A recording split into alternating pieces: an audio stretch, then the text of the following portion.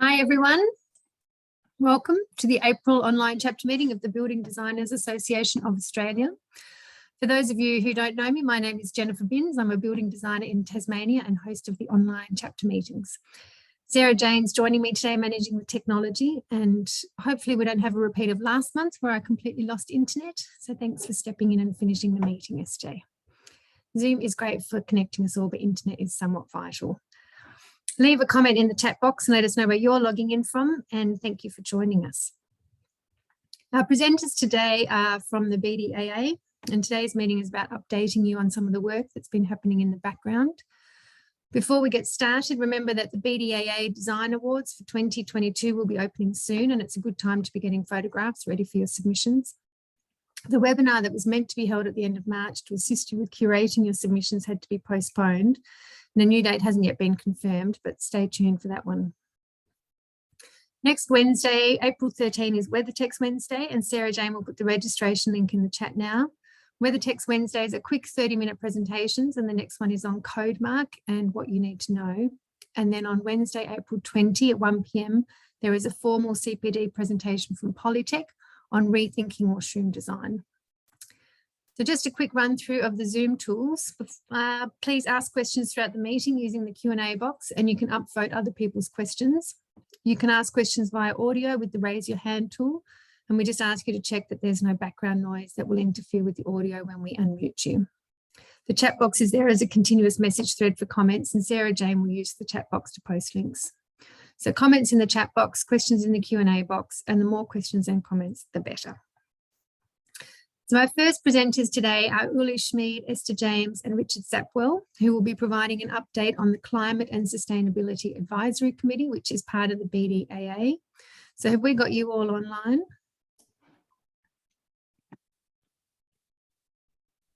I can see Joanne. Hello, I'm here. Hi Uli, how are you? Yeah, good. Good. Richard is here. Esther, where is Esther? Esther is here. Hi, Richard. Afternoon. Hello. Hi, Esther. Hi. Hello, Esther. Hello. Hello. Are you all ready for me to hand over to you? Yeah, I will start the presentation, I would say. Lovely. All right, I'll hand over to you, Uli. I'll do a screen share. Thank you very much. I'll have, just bear with me. Yeah, right. Can everybody see my screen? Is everybody okay? All good? Wonderful. How we go here is Esther will answer some questions in the chat box. Richard will also help me answer some questions if necessary. It could be that Esther might interrupt me because I will say something wrong or something different that I shouldn't say, so she probably will interrupt me. I would like to introduce the Climate Sustainability Advisory Committee. We have a problem. We have a problem with the Climate Sustainability Advisory Committee. The problem is the name.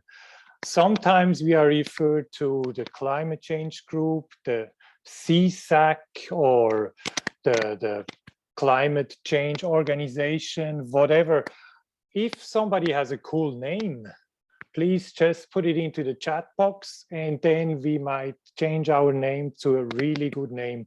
But so far we are called Climate Sustainability Advisory Committee. Okay, probably let's go with that. These are our members, and I would like to say something personal. Without those members, I would not be able to present this show. I would be hopeless, and those members really helped me to where we are at the moment and how we got there. It's really great to have them all here. For instance, Naomi Ruprecht, she's a student and just joined us recently. She is still learning, but just to be there, it's something that really helps us to group and to bring everything forward. And for instance, Richard as well. Richard is a new member, and he will help us wherever he can. Also, he joins the presentation, and probably he does not know much the inside out of our presentation, but he has lots of knowledge in his department as a trainer in Victoria, as an assessor, and so on and so on. So we all have very intelligent, very dedicated people in this group, and they all help us driving it forward. If I go to the next slide, I had some discussions with Esther, and I did not know basically where we are standing, where is our position within BDA. But if you look on the bottom left, the green square, that's us, and we basically give advice. We give advice to the BDA board, and through our knowledge and what we think, how we should go forward. But we are basically connected to the BDA board. We don't give advice to personal advice to members. We can't do that. We just give some advice to the BDAA board. This is, if you maybe look at our mission, what we are doing, that's basically what I just said before, that we are an advisory committee, CSAC. Here you see another name, CSAC. That's sort of different, but we give advice, recommendation, and to the board, and the result of that would be that we would have all the initiatives and ideas being realized by our members, and then we could go forward there. Climate change is it is urgent. It is urgent. If you look outside, the sun might shine, but last time here in Sydney we had floods, and then before we had droughts and so on. So it is fairly urgent, and we should basically really try to make a difference. So what happened so far? We have been working with SDG alignment. SDG alignment, Esther, do you know what SDG means? SDG alignment, I have written it down. Sustainable Development Goals. Sustainable Development Goals, yeah, that's right. So they are direction, what we are basically, where we want to go with. It's a tool basically where we try to reach those goals. The Ready Reckoner has been introduced, had also been introduced to the BDAA board, and it's currently, I think it will be launched pretty soon, isn't it, for our members? We will have a look how this goes, and we really supported this SDG alignment. And let's go to the next slide. What you see here is a declaration that BDAA basically declared. It really has an urgency. If you look on the bottom left, it has an urgency to commit to those timelines, to do something, to be ethical, to change, to go forward in education, to do net zero.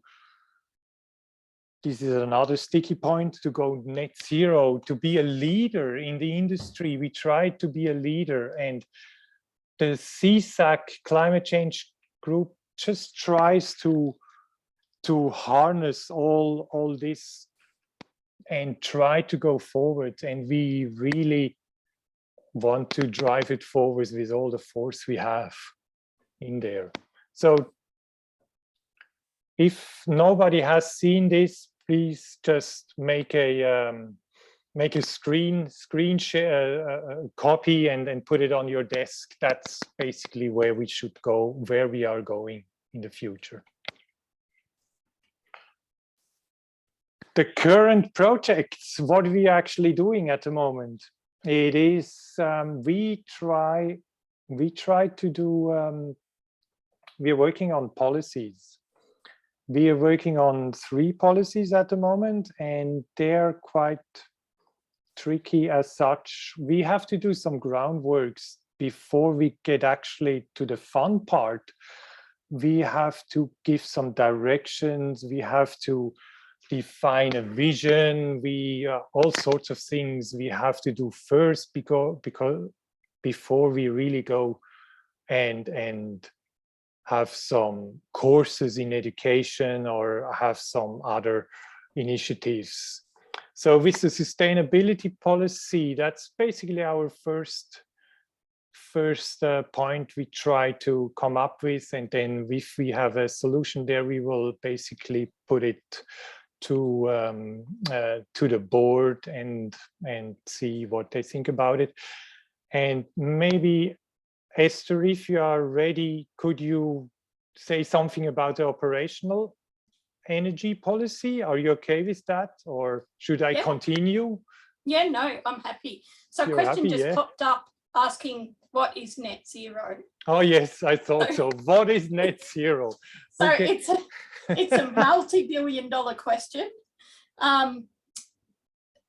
It's very difficult, if not impossible, to achieve true net zero, because a true net zero building would require no carbon to create and no carbon to operate.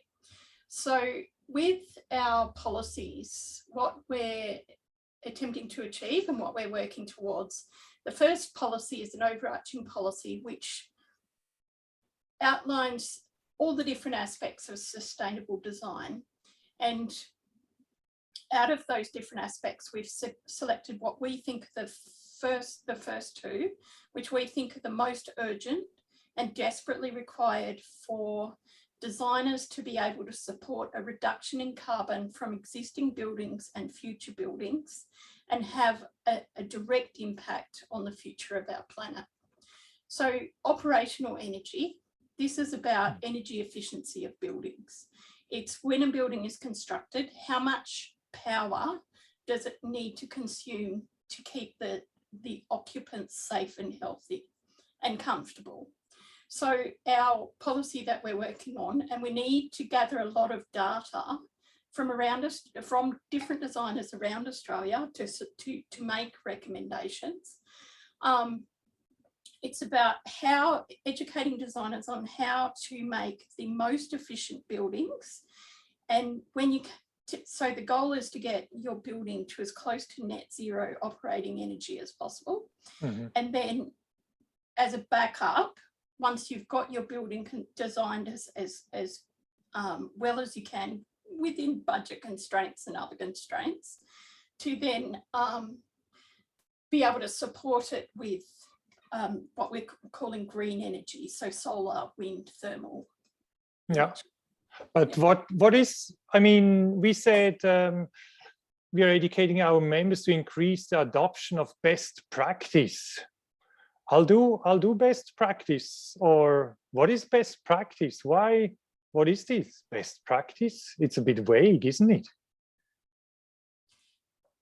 Best practice is, yeah. So a lot of designers, especially new designers and trainees, are kind of raised to understand that National Construction Code is what we should be achieving, which is a massive misconception. National Construction Code is the lowest standard you can legally achieve. And that's what really should be taught, in my opinion. That's my personal opinion. Yeah, that's true. Richard, is it you are involved with TAFE? That's right. you are involved with TAFE as well. Is that there as well? Is it how do I say? That's definitely the general belief. That, the general belief, yeah, thank you. Yeah. That you achieve compliance. Yeah. But we want to do better than compliance. Yeah.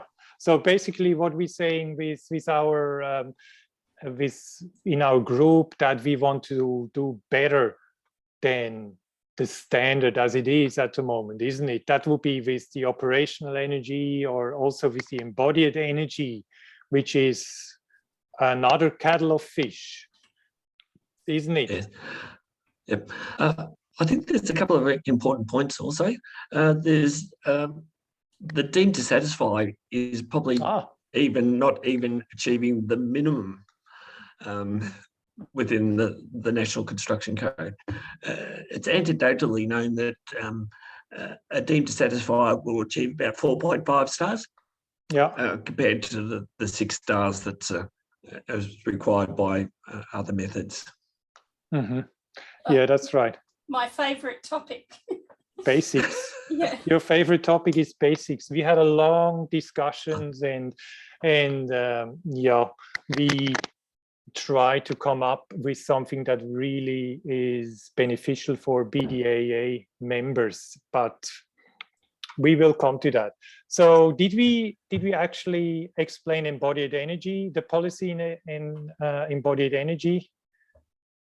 Probably everybody. But basically, embodied energy isn't looking at how much power the building uses once it's finished construction. It looks at the materials and the method of construction and assesses how much carbon is produced in the manufacture, in the mining, the processing, the manufacturing, the post-processing, and the transport and installation of every individual material, fixture, and everything that goes into that building.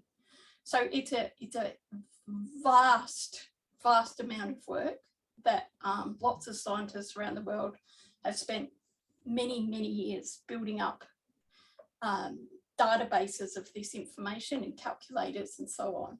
Yeah. Okay. Yeah, that's right. It's another can of worms. Okay, let's go further. That's right.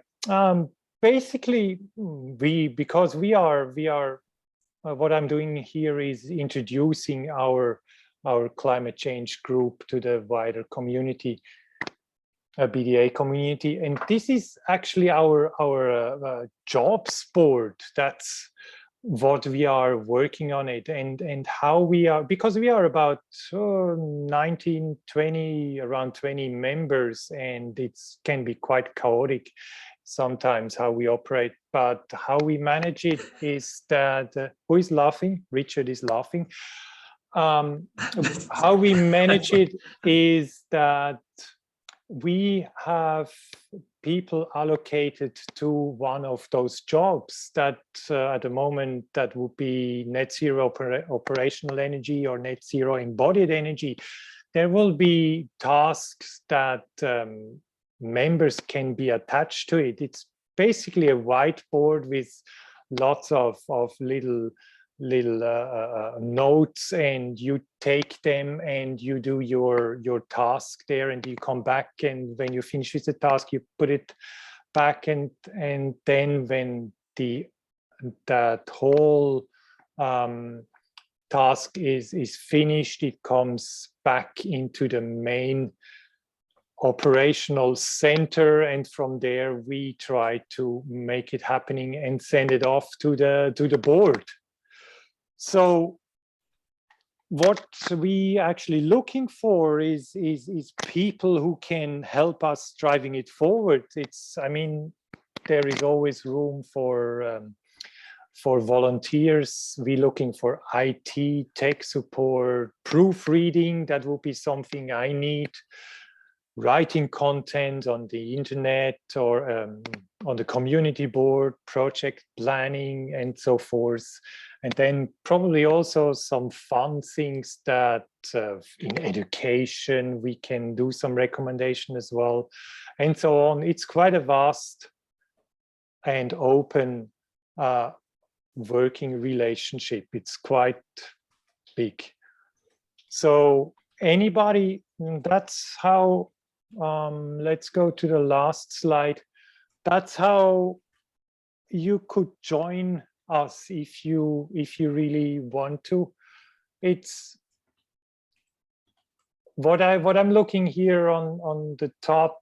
We are basically operating as a think tank and apparatus to hatch ideas, and then we put them out under controlled conditions. That's basically my job. I'll try to make a controlled condition and try to help everybody to bring it forward. So if you want to participate, you can send me an email. My email is there on the bottom. And also we are basically open for questions from the members and so on. And we try to answer them. So you get maybe more insight in what we are doing. Uli, would you be able to jump back to the slide with all the, yes, sure. the list of policies? With the list of policies down here. Go forward one. One forward. Oh, that's the declaration. One more.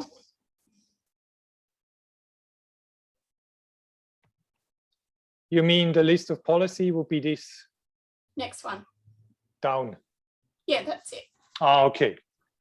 So what Uli is showing here is it basically our back-end structure. We use, because we are from different time zones and different industries even, and we use an online platform, and all of our meetings are held online, and platforms, we're currently using Teams. It's really, really handy for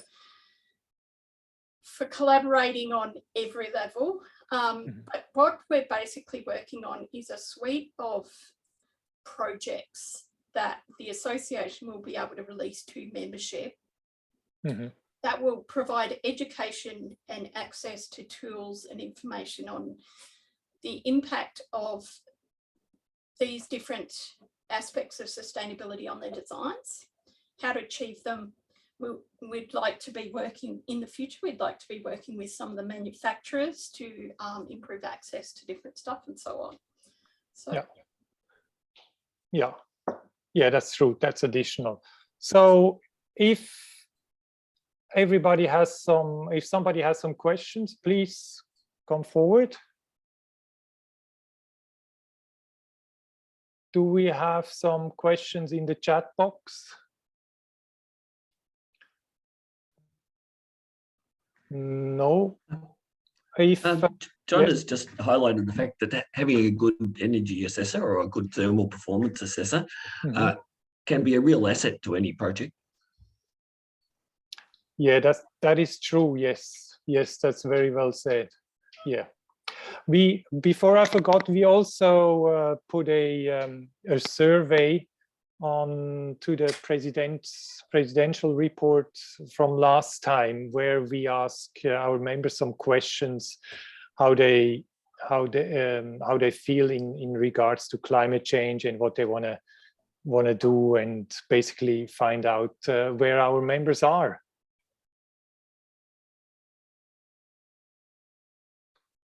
So okay. Sorry, I think Jennifer or Sarah have just put the link to the survey yes, in the chat box. We would really appreciate it if anyone who hasn't already completed this survey will be able to take 2 minutes and click on that link and complete that survey for us. The information that we get from this survey is going to help us focus our energy and resources into where the Design Association members, that's you guys, need the most education or support. And that's what we're here for. So if you can click on that link and give us some answers. The link is not working.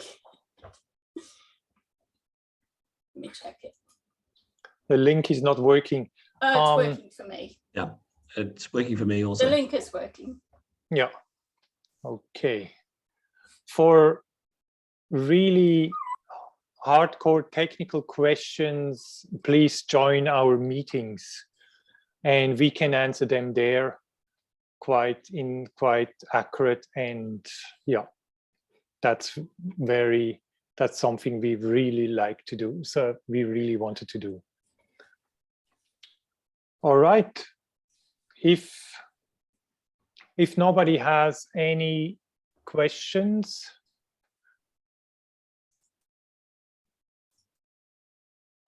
okay, I'll have a question here in the question and answer box. If requirements are not law, what chances is there that clients will adopt the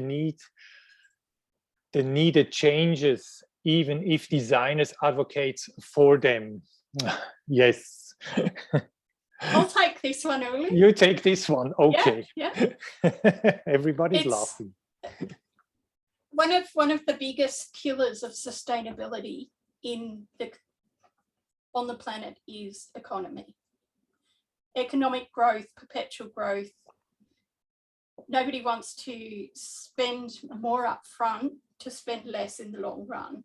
So part of our role as a building designer is a salesperson to a degree. If we want a client to choose the design and construct the design that we've designed with our recommended cladding and our recommended style and so on, we have to sell it to them. What we would like to do as a committee is teach our designers how better to sell or upsell things that they think, or things that they will know will be for the benefit of the client. So it's always very difficult to balance budget and common sense. Mm-hmm.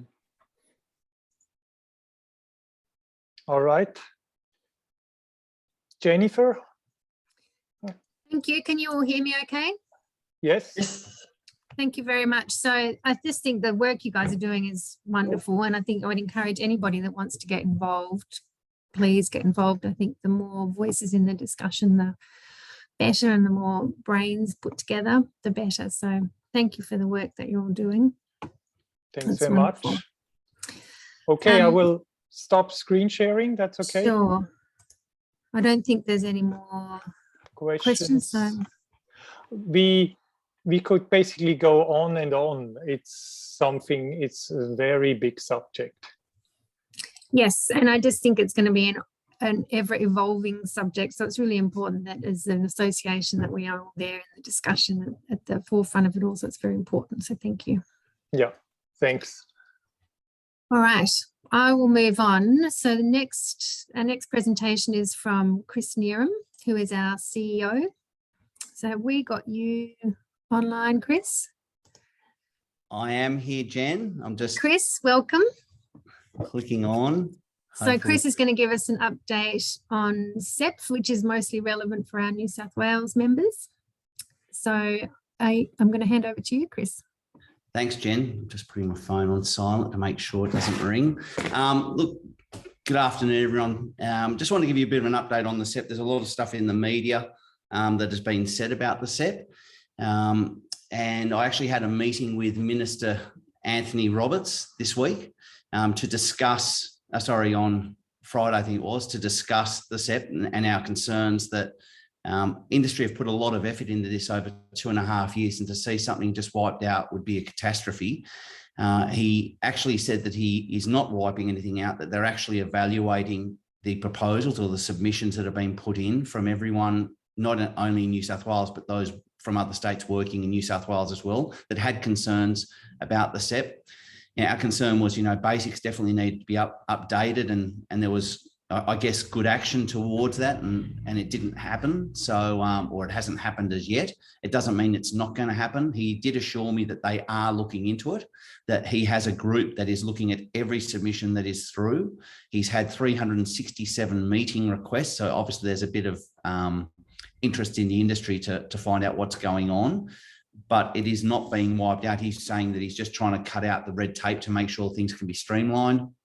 I did raise our concerns for the BDAA, that it did seem to be focused predominantly from an architect's perspective. So it was based on what an architect would do rather than what industry would do. So the the New South Wales government architect had basically said that that urban planners haven't got the skill set to do urban planning as much as architects, because architects have a much higher AQF level of tertiary education at university and so forth, and all of that went on behind the scenes. There was a lot of people that were irate with some of the proposals and suggestions, but some of the stuff was actually quite good, especially to do with, I guess, the sustainability side. We all want to make sure that we got a more sustainable environment, and that we're actually not just recycling, but we're repurposing materials. So I spoke to Mr. Roberts about that. He did say that he was quite impressed with the BDAA and how much the BDAA has grown in the time since he was last planning minister, and he's wanting to catch up. So I've got nothing really further to say other than that government has assured me that they're looking into it. They're not just abolishing everything, that they're going to look into it and take on board what needs to be changed. Now, I'm happy to open up to questions if anyone had any questions as well, Jen. Just going to look in the chat. If anyone wants to post something in the chat, happy to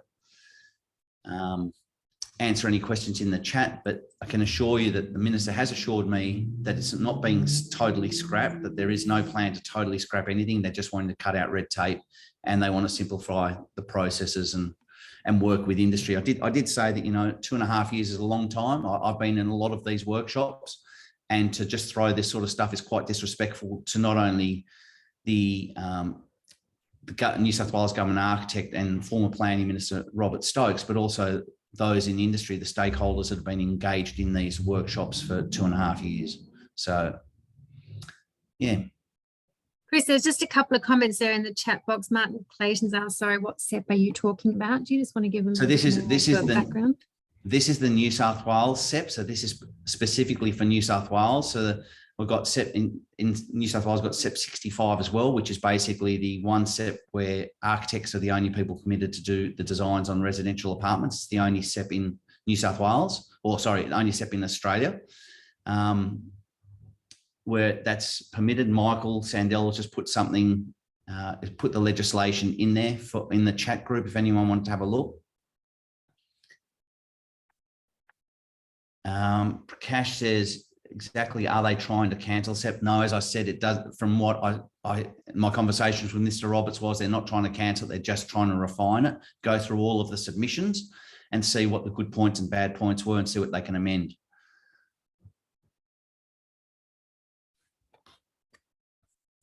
So Tori has asked what SEP is. SEP is just an abbreviation for state environmental planning policies. So that could be just New South Wales specific, I guess. But yeah, state environmental planning policies. So SEPP is the acronym.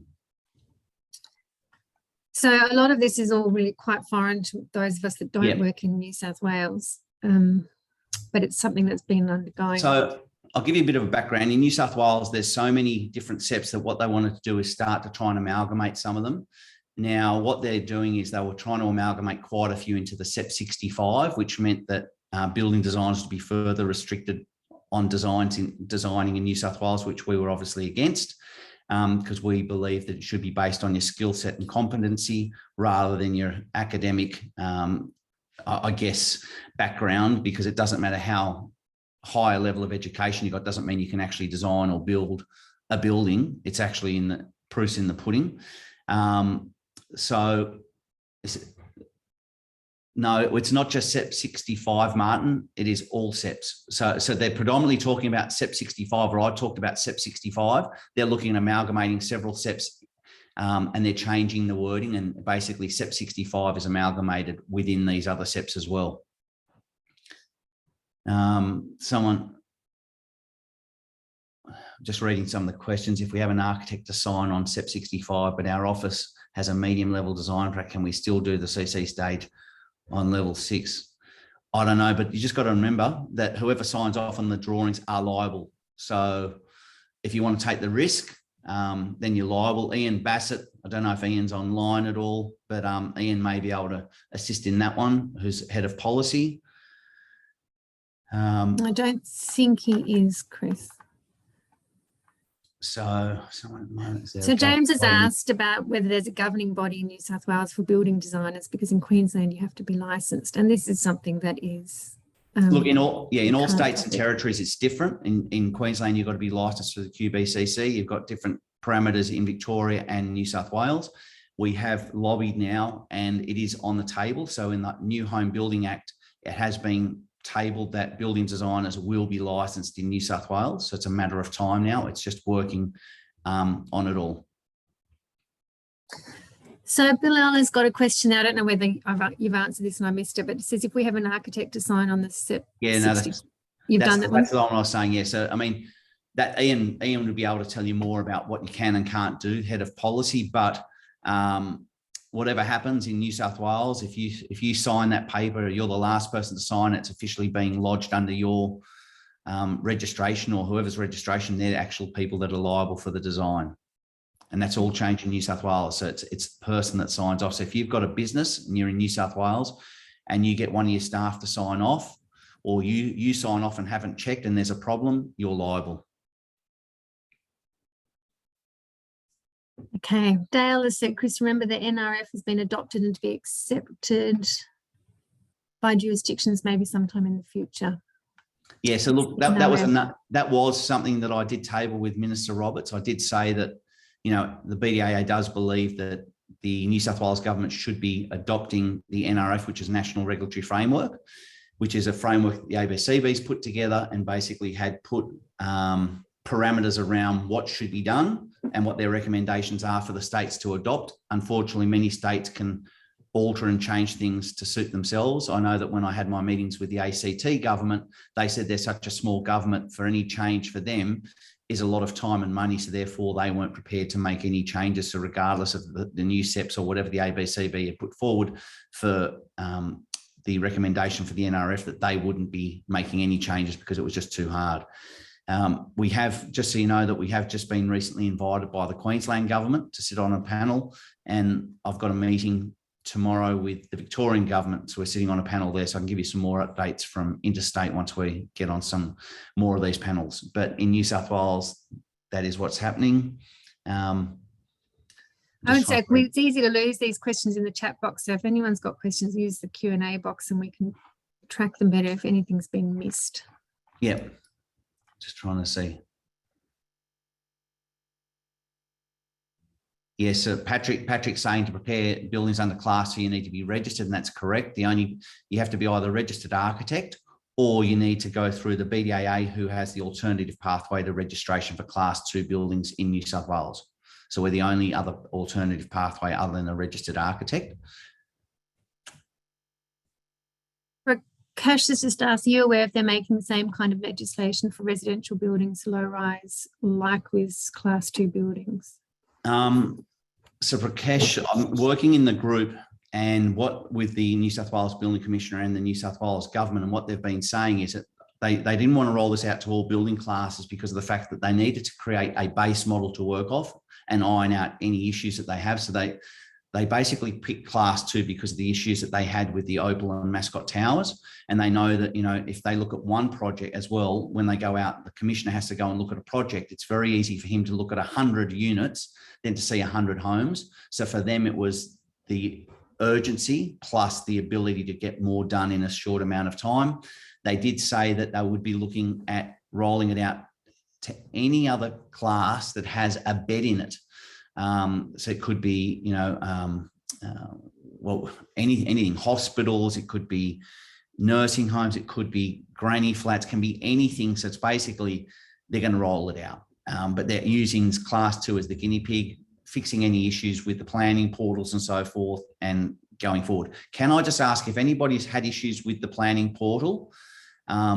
The New South Wales government has asked me to get feedback from the members. I would need you to write down the class or the case type or the case number that you've got, and any issues, if you email it to me, ceo@bdaa.com.au, that's ceo@bdaa.com.au, I'll be able to send through your issues, and they're looking at addressing it. We've already had some members write to me and I've put it forward, and they're getting their technical team to look into it. So if you've got issues with the new planning portal, again, you must have a case number or a job number when you register, and you must identify what the issues are that you've been having. So you can't just say, oh, it's crap and I haven't been able to log on or whatever. We need case numbers. They can't look at that. They need to be able to identify and see if they can pick the problems. But they're being very proactive in working with us. Chris, can you see those questions that have come up in the question box? Or do you want me to read them out? I'm just trying to work out, because I may have missed some. So because it's so just Martin's asked, is the BDAA talking with any other bodies regarding this matter? For example, HIA or MBA? Oh, yeah, absolutely. So BDAA is involved in many panels and discussions where with the building commissioner, we're in the pillar groups, which is a 6 different groups, 6 pillars. I'm on the panel with what they call the steering committee with the building commissioner. There's 12 of us. It's a 12 heads of industry working with the commissioner to develop policies and so forth, and work on ideas of how we can actually fix these issues. And then we look at the pillars to assist. We give the pillars ideas of what we'd like to achieve. They work on those ideas, workshop all that, come back to the steering committee, and steering committee starts to make the decisions for the building commissioner to then work with and put forward to the government. We sit every week. We're in some discussion somewhere on a round table around Australia. It's not just New South Wales, it's all around Australia. Last week I had a meeting with the ABCB, so we're on part of the ABC, which is Australian Building Codes Board. We've got people in Queensland that are representing us, in Tasmania. Frank, the president's in Tasmania at meetings with the government. So we've got people all around Australia.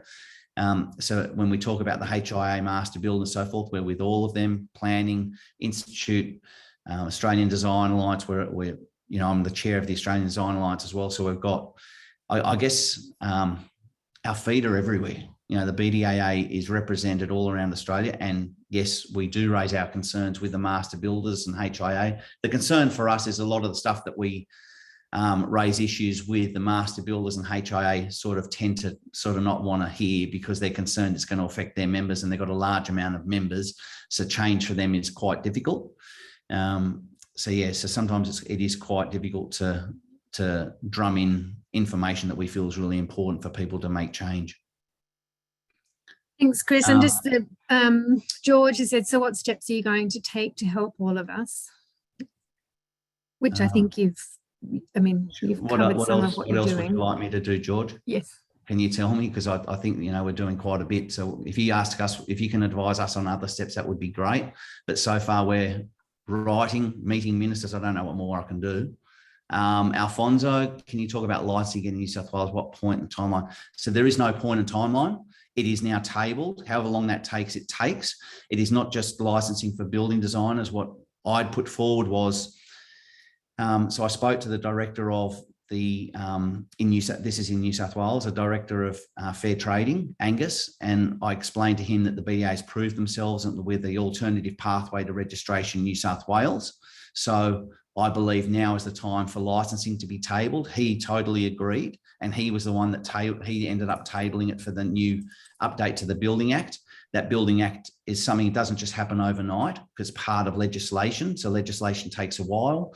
But I would say that by the end of this year, the whole thing will be put on the table to be put into legislation. But don't hold me to it, because some things, like COVID comes in, and next thing, last time we were discussing things, COVID comes in and everything's put on the back burner, because obviously there's a lot of other issues that the government have to deal with. But the good news is it's actually on the table for the first time. So, and it's not going away. It has been approved that the building designers will be part of that, as well as other trades, because our concern was in industry, there's just too many people that are out there doing work that are not licensed and they're not accountable. So they just simply walk away, and then the builder's the one that has to wear all the issues. So, and I guess expenses, not just the issues, if there's anything to occur. So Chris, there were some concerns that were raised in the BDAA community group Yeah. about SEP, and I don't know whether you've been on lately to have a look at what's been. Jen, I haven't had time, sorry. So late at night. I'm just having a quick look through. Basically, the concerns are about the shifting of goals with Part 3B of the exempt and complying development codes. Part 3B has been rolled out for some time, but it seems like they're still constantly making major amendments, leading to very sticky situations for us as designers when it comes to CDC submissions. Does that mean, that doesn't mean anything to me? I'm not familiar with SEP, but. No, so look, I mean, we'll have to look through those questions and see if we can provide some answers for you, or for the member, sorry. Just let me have a quick look through the rest of what was commented on. So those of you that want to apply for Class 2 registration, you need to make the application. So the BDAA does have a pathway to registration. That's on Class 2 buildings only at the moment, but it is going to roll out to other, I guess, industries. I'm going to put up the link as well for you. So Ricky has said, looking at the SEP, the code has been amended 7 times in 2019, 16 times in 2020, 9 times in 2021, and 3 times already in 2022. So it's 32 changes between 2019 and 2021. So I think that's been one of the major issues for members. Yeah. Is just all of those changes. Take this comment because there's nothing I can really do. The BDA. Yeah, no, it's obviously make sure that we're trying to streamline all the processes where we can, and obviously we spend a hell of a lot of time writing to government, putting submissions in all the time. We've got Dale representing us, you know, with the ABCB. So, you know, Dale spends a hell of a lot of time as well. They, you know, send him a document. He has to read a 500-page plus document before each meeting. They expect your feedback by the meeting, and you get it a week before. So this is the sort of stuff that we're having to deal with, representing our members. So I think members really need to, pay a lot of respect to those people that do this sort of work for them and for the industry, and many of them on a voluntary basis. It's not a paid role for many people. So yeah, I think that people need to really seriously thank a lot of these people in the association that don't do this, not for them, but for the industry and the members. Justine, Adam, you've got your hand up to ask a question. Are you wanting me to unmute you? I'm just not sure whether I've got that ability or whether that needs to be something that SJ does. Here we go, Adam. Can you unmute yourself, Adam?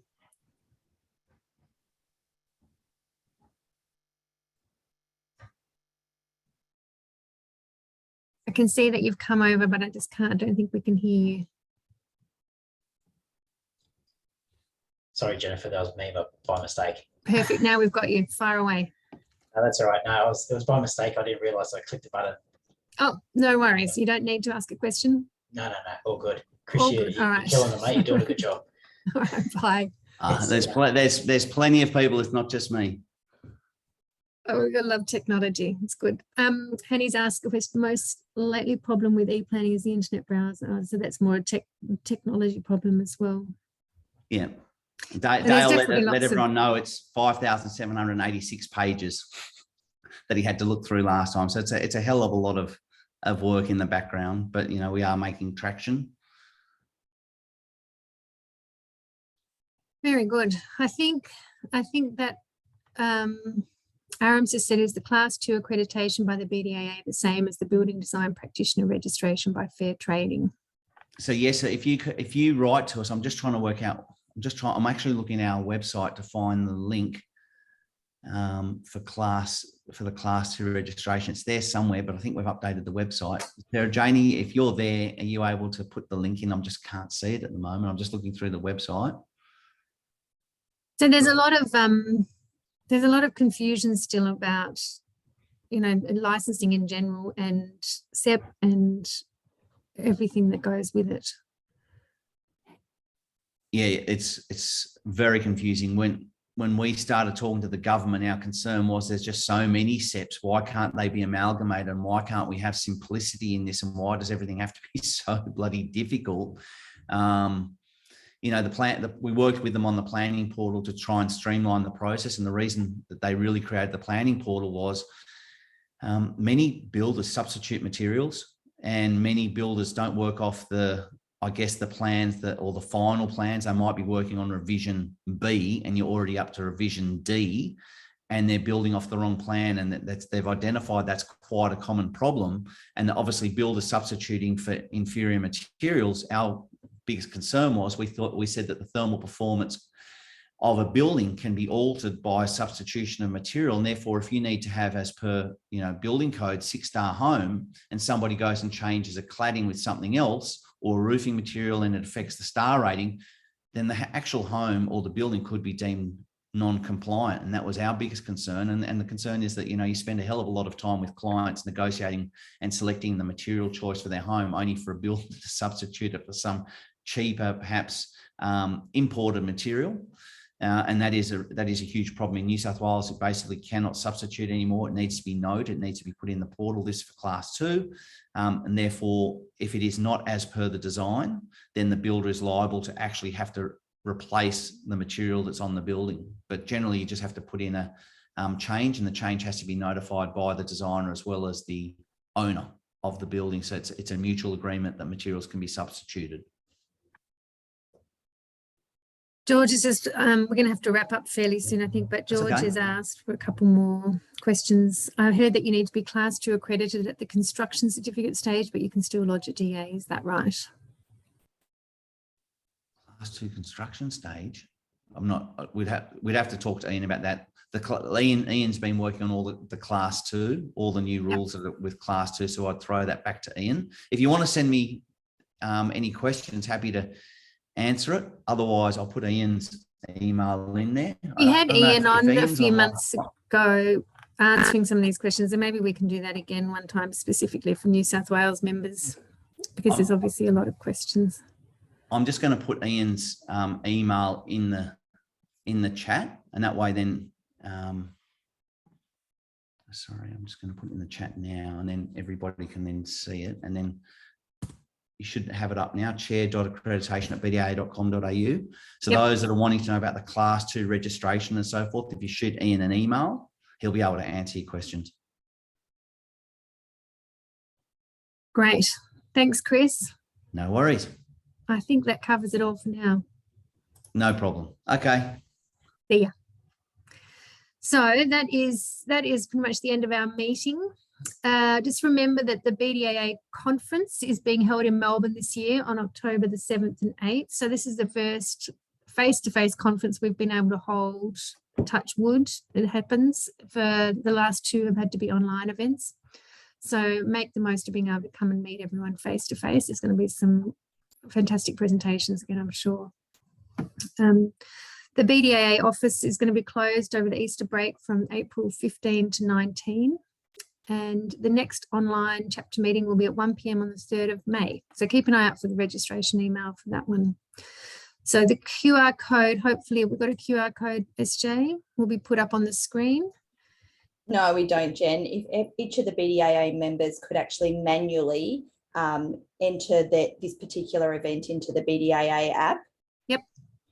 Separately, everyone who has attended today will also receive a certificate on their email, and then they can utilise that in whatever capacity is necessary for them. Great. Thank you, SJ. And a big thank you to our presenters and those who contributed questions. And thank you very much, everyone, for joining us. We will sign off and see you all in May. All right. Bye for now.